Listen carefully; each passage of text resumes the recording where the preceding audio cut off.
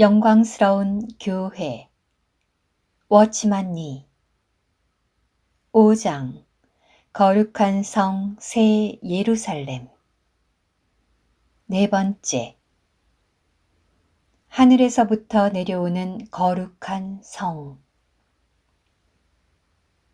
이제 우리는 거룩한 성 새 예루살렘에 대해 대체 어떠한 모습인지 보겠다. 계시록 21장 9, 10절. 일곱 대접을 가지고 마지막 일곱 재앙을 담은 일곱 천사 중 하나가 나와서 내게 말하여 가로되 이리 오라. 내가 신부 곧 어린 양의 아내를 내게 보이리라 하고 성령으로 나를 데리고 크고 높은 산으로 올라가 하나님께로부터 하늘에서 내려오는 거룩한 성 예루살렘을 보이니 17장 1에서 3절에서는 천사가 그 큰 음녀를 요한에게 보여주기 위해서 요한을 광야로 인도했다. 하나님의 시야에서 볼 때, 그리고 성령의 감동을 받은 요한의 안목에서 볼 때, 음녀는 광야, 즉 생명이 없고 열매가 없는 황량한 곳에서 살고 있다. 사람들은 도처에서 웅장한 예배당과 훌륭한 예배의식과 그곳에서 사람의 뛰어난 재능을 볼 수 있다. 그러나 하나님이 보시기에 바벨론에서 나오는 이 모든 것은 모두 광야에 있는 것이고 모두 버려진 것들이다. 그러나 여기에서 천사가 어린 양의 아내인 신부를 요한에게 보여주려고 할 때에는 요한을 크고 높은 산으로 이끌었으며 거기에서 하나님으로부터 내려오는 거룩한 성 새 예루살렘을 그에게 보여주셨다. 요한은 크고 높은 산에서 신부를 보았다. 여기에서 우리는 한 가지 사실을 볼 수 있는데 그것은 하나님의 그 영원한 이상을 보기 원한다면 반드시 하나님에 의해서 크고 높은 산으로 인도되어야 한다는 것이다. 만일 영적인 크고 높은 산에 서 있지 못한다면 이러한 이상을 볼 수 없다. 광야에 살고 있는 사람들은 새 예루살렘을 볼 수 없고 하나님이 최종적으로 하시려는 바를 볼 수 없다. 모세가 요단강변에 이르렀을 당시 하나님은 어떻게 하셨는가? 하나님은 그에게 비스가 산 정상에 올라가서 하나님의 약속의 땅을 바라보라고 하셨다. 이것이 우리에게 보여주는 것은 높은 산으로 올라가야만 비로소 이상을 볼 수 있고 계시를 볼 수 있고 하나님의 계획을 볼 수 있다는 사실이다. 우리는 하루하루 평범하게 그리스도인의 생활을 하고 무슨 큰 죄를 범하지만 않으면 된다고 생각하지 말아야 한다. 우리가 이러한 낮은 위치에 서 있다면 하나님의 영원한 계획은 우리에게 모두 교리요, 지식일 뿐이다. 우리는 영적인 등반을 해야 하고 영적인 달성을 갖기를 소망해야 한다. 우리는 높은 산을 오르기를 바라야 한다. 오직 이렇게 할 때 새 예루살렘을 볼 수 있을 것이다. 하나님은 그분이 원하시는 바를 반드시 얻으실 것이다. 하나님은 영원 과거에 정하신 것을 영원 미래에 반드시 얻으실 것이다. 먼저 왕국을 가져오는 이기는 이가 있어야 하고 그 후에 새하늘과 새 땅을 가져올 이기는 이가 있어야 한다. 문제는 누가 이기는 이가 될 수 있느냐이다. 이기는 이가 되려면 반드시 계시가 있어야 한다. 계시가 없으면 어떤 것을 가르침으로 받기 쉽다. 우리는 기억해야 한다. 지식은 열매를 맺을 수 없고 오직 계시만이 열매를 맺을 수 있다. 계시를 얻으려면 높은 산으로 올라가야 하며 평지에 머물러서는 안 된다. 산을 오르는 것은 우리의 힘을 들여야 하는 것이므로 매우 힘들다. 우리가 노력하지 않고서는 최고봉에 이를 수 없다. 하나님이 우리에게 영적인 성취를 주시어 우리가 낮은 평지를 벗어나도록 구원하시기 원한다. 구원받은 것으로 충분하다고 생각하고 다른 것들은 필요 없다고 여기지 말라. 하나님은 우리를 낮은 생활에서 구원하셔야 하고 그분의 마음의 갈망을 우리에게 보여주셔야 한다. 우리가 높은 산 위에 올라갈 때 우리는 계시를 얻게 된다. 요한은 새 예루살렘을 보고서 한 가지 어리석은 행동을 했는데 그것은 천사에게 경배한 것이었다. 그의 어리석은 행동은 매우 재미있다. 요한은 12사도 중에서 가장 나중에 세상을 떠난 사람이다. 그의 지식과 행함과 사랑과 체험은 우리보다 훨씬 뛰어나다. 그러나 계시록에서 요한은 2번이나 어리석은 행동을 했다. 그는 2번이나 천사에게 경배하려고 했다. 한 번은 여기에서이고 또 한 번은 19장 10절에서이다.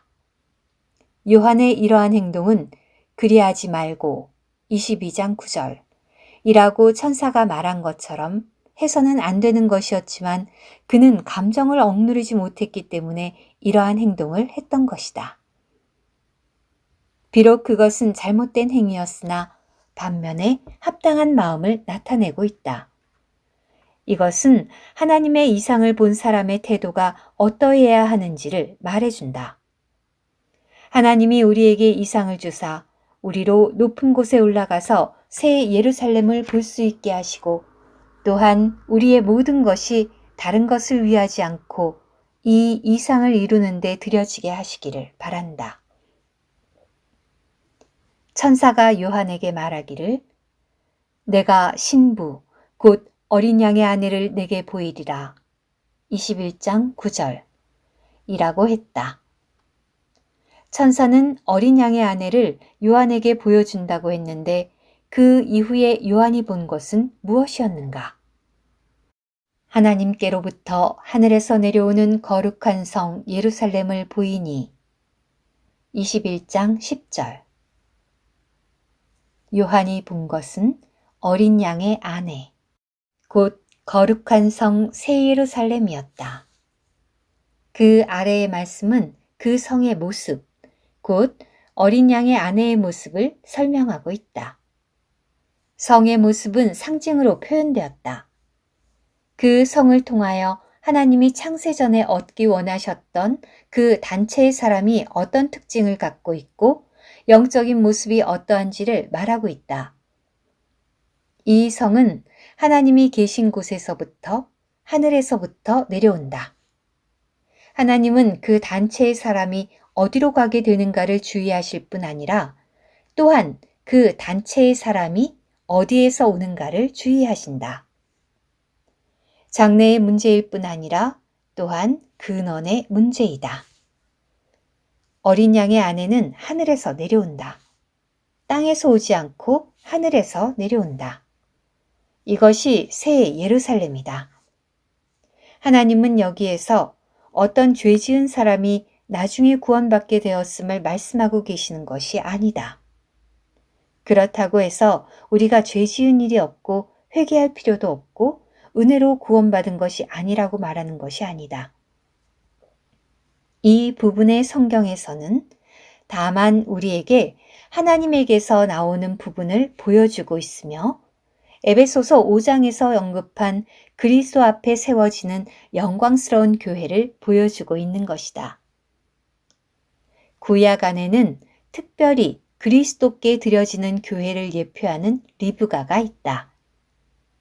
아브라함은 그의 노종에게 말하기를 너는 나의 거하는 이 지방 가나안 족속의 딸 중에서 내 아들을 위하여 아내를 택하지 말고 내 고향 내 족속에게로 가서 내 아들 이삭을 위하여 아내를 택하라. 창세기 24장 3절 4절 이라고 했다. 리브가는 요단강 서편 사람이 아니라 바로 이삭의 본토 사람이다. 하나님이 원하시는 단체의 사람은 바로 그리스도의 본토 사람이다. 그리스도는 바로 하늘에서 내려오셨기 때문에 교회도 역시 하늘에서 내려와야 한다.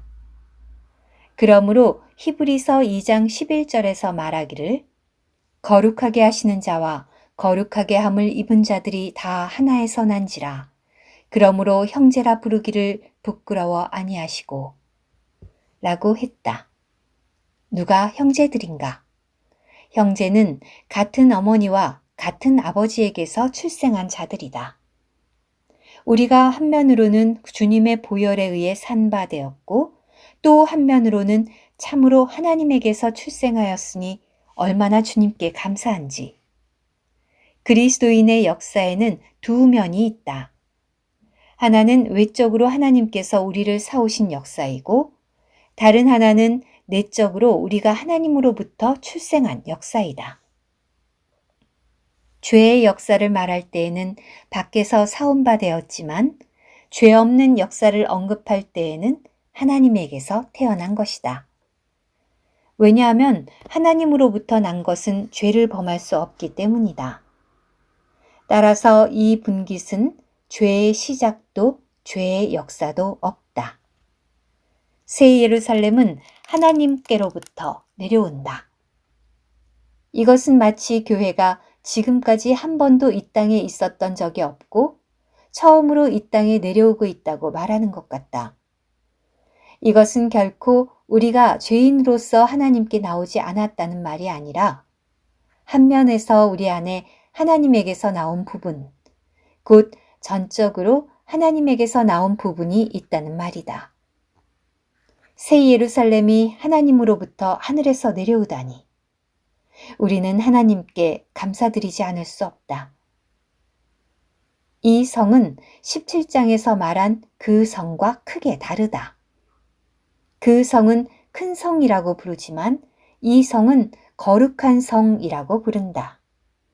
바벨론의 특징은 위대함에 있지만 새 예루살렘의 특징은 거룩함에 있다. 그리스도인들 중에 위대한 것을 취하는 사람들이 있으나 또한 거룩한 것을 주의하는 사람도 있다. 위대함을 주의하는 것은 바벨론의 원칙이고 거룩함을 주의하는 것은 새 예루살렘의 원칙이다. 무엇을 거룩이라고 부르는가? 우리는 이렇게 말할 수 있다. 오직 하나님만이 거룩하시기 때문에 하나님에게서 나온 것만이 거룩하다. 거룩하게 하시는 자와 거룩하게 함을 입은 자들이 다 하나에서 난지라. 이 의미는 그리스도가 그 하나에서 나왔기 때문에 거룩하시고 우리 또한 그 하나에서 나왔기 때문에 거룩하다는 뜻이다. 오직 그 하나에서 나온 자들이라야 거룩하다. 오직 하나님에게서 나온 것이라야 가치가 있고 오직 하나님에게서 나온 것만을 새 예루살렘이라고 부른다. 사람에게서 나온 것은 무엇이든 새 예루살렘이 될 수 없다. 휴거의 관건은 바로 여기에 있다. 왜 어떤 이는 남아있게 되는가? 그것은 수많은 부분들이 그리스도에게서 나온 것이 아니기 때문이다. 그리스도에게서 나오지 않은 것은 무엇이든지 하늘로 가지고 갈 수 없다. 어느 것도 하늘에서 나오지 않은 것은 하늘로 돌아갈 수 없다. 땅에서 나온 것은 모두 땅에 남겨져야 하고 오직 하늘에서 나온 것만이 하늘로 돌아갈 수 있다. 거룩한 성의 빛 21장 11절에서는 하나님의 영광이 있음에 그 성의 빛이 지극히 귀한 보석 같고 벽옥과 수정같이 맑더라고 말한다. 벽옥은 계시록 4장에서 이미 한번 언급되었다.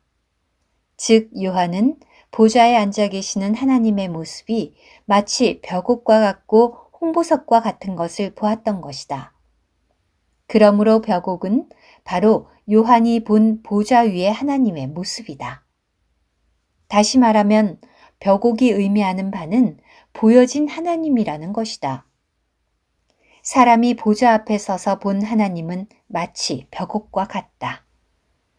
이것은 이 땅에서 인식할 수 있는 것이 아니라 보좌에 가서 인식할 수 있는 모습이다. 우리가 오늘날 여기에서 인식하는 하나님은 모호하고 투명하지 않은 부분이 많지만 그 성 안에는 벽옥과 같은 빛을 발하는 하나님의 영광이 있다. 이 의미는 새 예루살렘이 이 땅에 내려올 때 우리는 하나님 자신을 볼 수 있고 그분을 더 이상 오해하지 않게 되고 더 이상 이것이 어떻게 된 일이냐고 묻지 않게 된다는 뜻이다. 새 예루살렘의 빛은 투명하여 수정과 같이 정결하며 이물질이 조금도 혼합되지 않은 것이다. 그날에는 모든 것이 다 투명하여 모든 것을 다 볼 수 있을 것이다.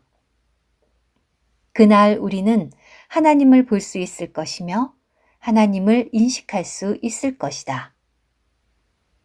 가로 2. 거룩한 성이 포함한 사람들. 12에서 14절을 읽어보자.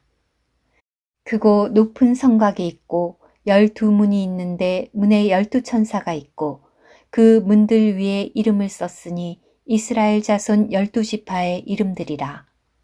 동편의 세 문, 북편의 세 문, 남편의 세 문, 서편의 세 문이니 그 성의 성곽은 12기초석이 있고 그 위에 어린 양의 12사도의 12 이름이 있더라.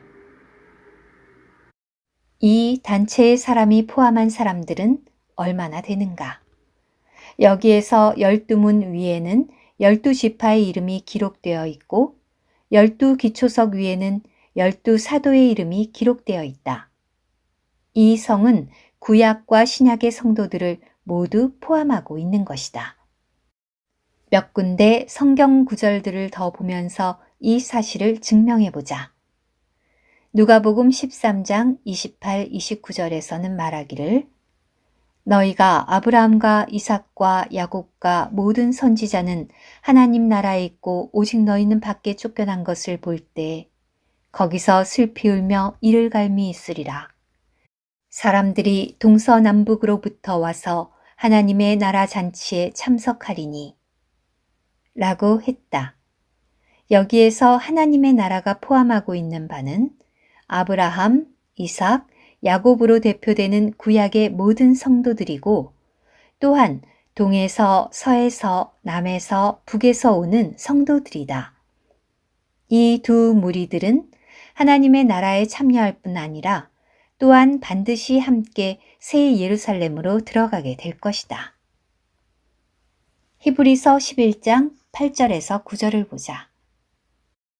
믿음으로 아브라함은 약속하신 땅에 우거하여 동일한 약속을 유업으로 함께 받은 이삭과 야곱으로 더불어 장막에 거하였으니 이는 하나님의 경영하시고 지으실 터가 있는 성을 바랐음이니라.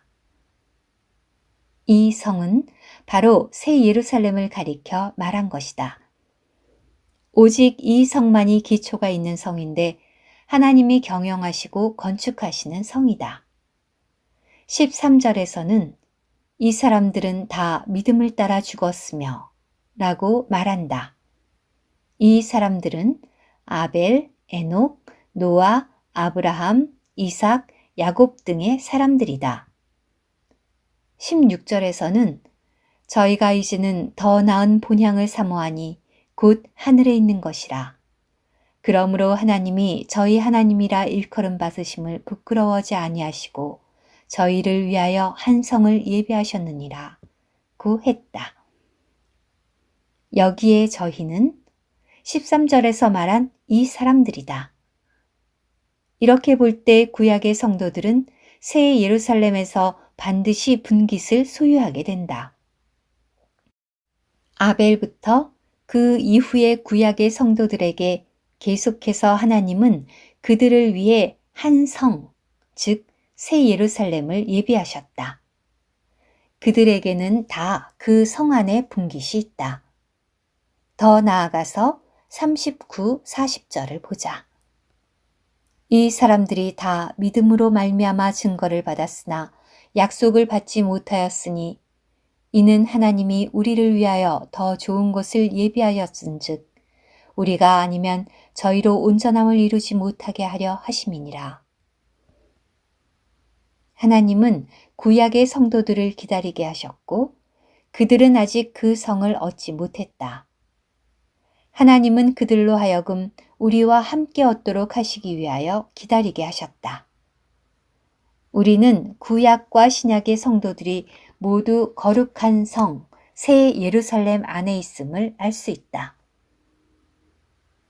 에베소서 2장 11절에서 14절에서는 이렇게 말한다. 그러므로 생각하라. 너희는 그때 육체로 이방인이요 무할례당이라 칭함을 받은 자들이라. 그때 너희는 그리스도 밖에 있었고 이스라엘 나라 밖의 사람이라 약속의 언약들에 대하여 외인이요 세상에서 소망이 없고 하나님도 없는 자더니 이제는 전에 멀리 있던 너희가 그리스도 예수 안에서 그리스도의 피로 가까워졌느니라. 그는 우리의 화평이신지라 둘로 하나를 만드사 중간에 막힌 담을 허시고 11절부터 13절까지에서는 너희라는 대명사가 사용되었으나 14절에서는 우리라는 대명사로 바뀌어 사용되었다. 너희라고 말할 때에는 에베소 성도들을 가리켜 말한 것이지만 우리라고 말할 때에는 유대의 성도와 에베소의 성도들을 함께 가리킨 것이며 구약의 성도들과 신약의 성도들을 포함해서 말한 것이다. 그분이 우리를 화목하게 하셨고 둘로 하나를 만드사 중간에 막힌 담을 허셨다. 다시 15절을 읽어보자. 원수된 것, 곧 의문에 속한 계명의 율법을 자기 육체로 폐하셨으니 이는 이 둘로 자기의 안에서 한 세 사람을 지어 화평하게 하시고 여기서 둘은 13절에서 말한 둘과 마찬가지로 구약과 신약의 성도들을 가리켜 말한 것이지 사람과 하나님을 가리키는 것이 아니다. 하나님과 우리, 이 둘을 한 세 사람으로 만들 수 있는가? 할 수 없다. 여기서는 이방 성도와 유대 성도들을 가리켜 말한 것이고 구약의 성도들과 신약의 성도들을 가리켜 말한 것이다. 16절에서는 말하기를 또 십자가로 이 둘을 한 몸으로 하나님과 화목하게 하려 하심이라 원수된 것을 십자가로 소멸하시고 라고 했다. 둘을 한 몸으로 하나님과 화목하게 하셨다. 이것은 구약의 성도들과 신약의 성도들이 모두 하나님과 화목하게 되었다는 뜻이다. 17절부터 19절에서는 말하기를 또 오셔서 먼 데 있는 너희에게 평안을 전하고 가까운 데 있는 자들에게 평안을 전하셨으니 이는 저로 말미암아 우리 둘이 한 성령 안에서 아버지께 나아감을 얻게 하려 하심이라. 그러므로 이제부터 너희가 외인도 아니요 손도 아니요 오직 성도들과 동일한 시민이요 하나님의 권속이라 고 했다. 에베소 성도들은 더 이상 외인이 아니고 성도들과 동일한 시민이요 하나님의 권속이 되었다. 20절에서 22절은 너희는 사도들과 선지자들의 터 위에 세우심을 입은 자라. 그리스도 예수께서 친히 모퉁이 돌이 되셨느니라. 그의 안에서 건물마다 서로 연결하여 주 안에서 성전이 되어가고 너희도 성령 안에서 하나님의 거하실 처소가 되기 위하여 예수 안에서 함께 지어져 가느니라. 구 말한다. 하나님의 거처는 구약과 신약의 성도들을 포함하고 있다. 아브라함, 이삭, 야곱이 그 안에 있으며 우리도 그 안에 있다. 결론적으로 새 하늘과 새 땅의 시대에는 하나님의 생명이 있는 모든 사람들이 새 예루살렘 안에 포함될 것이다. 괄호 3. 성과, 성문과 성곽. 이제 계속 계시록 21장을 보기로 하자. 우리는 여기에 성곽을 특별히 주목해야 한다. 12절에서는 크고 높은 성곽이 있고 라고 했다. 15절에서는 내게 말하는 자가 그 성과 그 문들과 성곽을 청량하려고 금갈대를 가졌더라 고 말한다. 17절은 그 성곽을 청량함에 144 규빗이니 사람의 청량, 곧 천사의 청량이라고 말한다. 원래 하나님이 에덴의 동산을 세우셨을 당시에는 뱀이 그 동산으로 들어와서 하와에게 말할 수 있었으며 이것으로 미루어 보아 동산 주위에는 성곽이 없었음을 알 수 있다. 하나님은 본래 아담으로 하여금 이 동산을 지키게 하셨다. 다시 말해서 하나님의 의도는 아담이 이 동산의 성곽이 되게 하는 것이었다. 그러나 아담은 지키지 못했으며 사탄이 들어왔다. 이제 새 예루살렘은 어떠한가? 새 예루살렘에는 성곽이 있다. 성곽은 한면으로는 포함하는 것이고 다른 한면으로는 거절하는 것이다. 성곽은 성 안에 있는 모든 것을 포함하고 있으며 또한 성 밖에 있는 모든 것들을 거절하고 있다. 성곽이 있으면 성 안과 성 밖이 구별되고 분별된다. 새 예루살렘은 바로 하나님이 얻기 원하시는 새 사람이다. 이 새 사람은 하나님 앞에 있고 외부와 분별되어 있다. 그러므로 뱀은 또다시 그 안으로 들어올 수 없다. 이제는 성곽이 있고 구별되었고 분리되었다. 그러므로 뱀이 다시 그 안으로 들어올 가능성은 없어진 것이다. 여기에서는 새 예루살렘의 광경을 말한다. 하나님의 영광보다도 먼저 언급된 것이 성곽이다. 그러므로 분별은 그리스도인의 생활 가운데 가장 중요한 원칙 중 하나이다. 분별이 없으면 그리스도인의 가치를 잃게 된다. 반드시 하나의 경계선, 무엇이 영에 속한 것이고 무엇이 육에 속한 것인가를 구별을 짓는 경계선이 있어야 한다. 새 예루살렘은 분별되어 있고 하나의 경계선이 있다. 우리는 여기에서 하나의 공과를 배워야 한다. 바벨론에서 나온 모든 것은 거절해야 하고 하나님에게서 나온 모든 것들은 보호해야 한다. 성곽을 세우는 것은 쉬운 일이 아니다. 사탄이 가장 미워하는 것이 바로 성곽이다. 느헤미야가 예루살렘으로 돌아와서 성곽을 건축하려고 할 때 산발락과 도비야 등이 와서 온갖 방해를 했다. 그래서 느헤미야는 한 손으로는 무기를 잡고 한 손으로는 성곽을 건축했던 것이다. 그러므로 우리는 우리가 어떻게 영적인 무기를 가지고 공중의 권세 잡은 악한 자와 전쟁하며 어떻게 분별의 원칙을 지켜야 하는지를 보여달라고 하나님께 간구해야 한다. 이 성에는 12문과 12기초석이 있다. 기초석 위에는 어린 양의 12사도의 이름이 있는데 이것은 이 성 안의 모든 것이 사도들이 전한 하나님의 왕국의 건축에 근거하고 있음을 말한다. 우리는 이미 에베소서에서 너희는 사도들과 선지자들의 터위에 세우심을 입은 자라는 말씀을 보았다. 그 뜻은 바로 사도들이 얻은 계시가 새 예루살렘의 기초임을 말한다. 문은 출입을 위한 것이다. 왜 문 위에 12지파의 이름이 기록되어 있는가? 주 예수님이 말씀하시기를 구원은 유대인에게서 나온다고 하셨다. 하나님의 일에 관하여 우리는 모두 이스라엘에게서 배웠다. 율법도 이스라엘에게서 나온 것이고 구속도 이스라엘에게서 알았고 구원도 이스라엘에게서 나온 것이다. 그러므로 문 위에 이스라엘 12지파의 이름이 새겨져 있는 것이다. 이 성은 동쪽에 세 문, 북쪽에 세 문, 남쪽에 세 문, 서쪽에 세 문으로 동서남북에 각각 세 문씩 있다. 문은 출입하기 편리한 곳에 내게 되는데 이것은 곧 이 성이 중심에 위치해 있으며 이 성이 모든 것의 중심이 된다는 뜻이다. 새 예루살렘은 하나님의 마음 중심에 있는 걸작품이다. 문 위에는 또한 문을 지키는 자가 있다.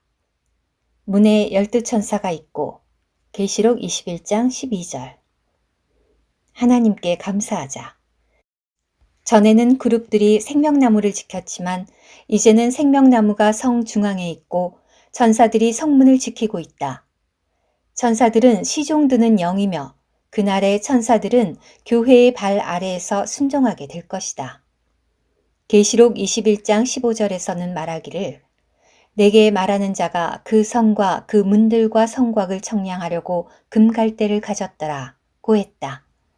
성경에서는 하나님에게서 나오는 모든 것을 금으로 대표하고 있다.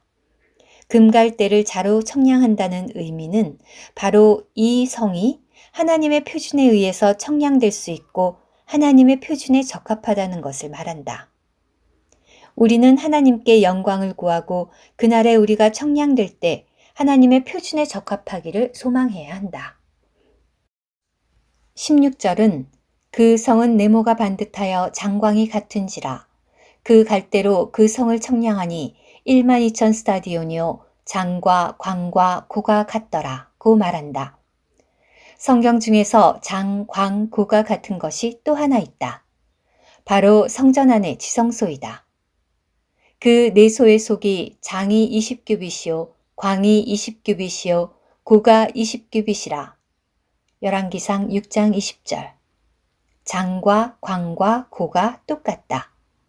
성경에서 오직 성전 안의 지성소와 새 예루살렘 성만이 장, 광, 고가 똑같다. 바꾸어 말하면 새 하늘과 새 땅 안에서 새 예루살렘 성이 하나님의 지성소가 되는 것이다. 다윗이 솔로몬에게 이와 같이 하도록 지시하면서 말하기를 이 위의 모든 것의 식양을 여호와의 손이 내게 임하여 얻려 나로 알게 하셨느니라. 역대상 28장 19절 고 했다. 여기에서 성전 안의 모든 것은 계시에 따라서 지은 것임을 알 수 있다. 새 하늘과 새 땅 시대에는 이 새 예루살렘 성이 바로 하나님의 성전이고 이 성의 모든 것은 다 하나님 안에 있는 것이며 한 가지라도 하나님 외의 것은 없다. 21장 17절에서는 그 성곽을 청량함에 144규빗이니 사람의 청량 곧 천사의 청량이라 고 했다. 오늘날 우리는 사람의 청량이 천사의 청량이라고 말할 수 있는가? 없다. 그러면 언제 사람의 청량과 천사의 청량이 같아지는가? 주 예수님은 우리에게 말씀하시기를 부활 시에는 사람이 천사와 동등하게 된다고 하셨다. 이 144규빗은 사람의 청량과 천사의 청량이 같아질 때 비로소 나타나는 것이다. 다시 말해서 이 성의 모든 것은 다 부활 안에 있는 것이다. 주께 감사한다. 성 안에 포함된 모든 것이 다 부활 안에 있다. 모든 죽은 것과 사람에게서 나온 것은 다 성 밖에 있다. 무릇 부활하고 하나님에게 속한 것은 모두 성 안에 있다. 부활의 의미는 하나님에게 속했다는 것이다. 사람에게서 나온 것은 죽으면 다시 일어날 수 없지만 하나님에게서 나온 것은 비록 죽음을 거칠지라도 다시 일어날 수 있는 것이다. 사망이 묶을 수 없는 것, 사로잡을 수 없는 것을 바로 부활이라고 부른다. 우리 사람에게서 나온 것은 십자가를 거치면 끝나버리지만 하나님에게서 나온 모든 것은 사망이 만질 수 없는 것이다.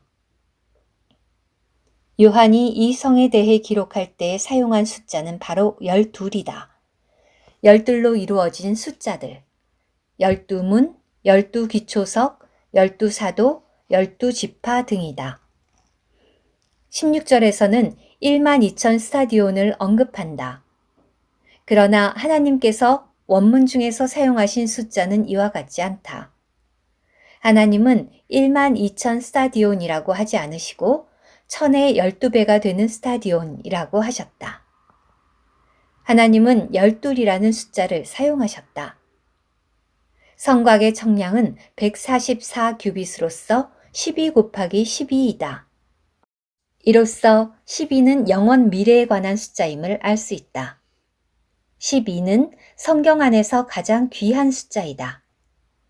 계시록 전반부에서 우리는 많은 7, 즉 7인, 7 나팔, 7 교회, 7 천사 등을 보았지만 후반부에서는 많은 12, 즉 위에서 언급한 12문 등을 볼 수 있다. 7은 완전을 의미하고 12도 완전을 의미한다. 그러나 이 둘은 전혀 같지가 않다. 7은 3 더하기 4로 이루어져 있고 12는 3 곱하기 4로 이루어졌다. 하나님은 3일 하나님이시므로 3은 하나님을 대표하는 숫자이며 4는 피조물을 대표하는 숫자이다. 예를 들면 내 바람, 내 계절, 내 생물 등이다. 3 더하기 4는 하나님과 사람, 창조자와 피조물의 연합을 의미한다. 이것은 얼마나 완전한가? 그러나 더해진 것은 빼낼 수 있고 잃어버릴 수 있으므로 이러한 완전함은 영원한 것이 못 된다. 새 예루살렘에 이르면 하나님과 사람의 연합은 더 이상 7이 아니라 12이다. 더 이상 3 더하기 4가 아닌 3 곱하기 4의 관계이다. 곱한 것은 완전히 연합된 것이고 더 이상 나눌 수 없다.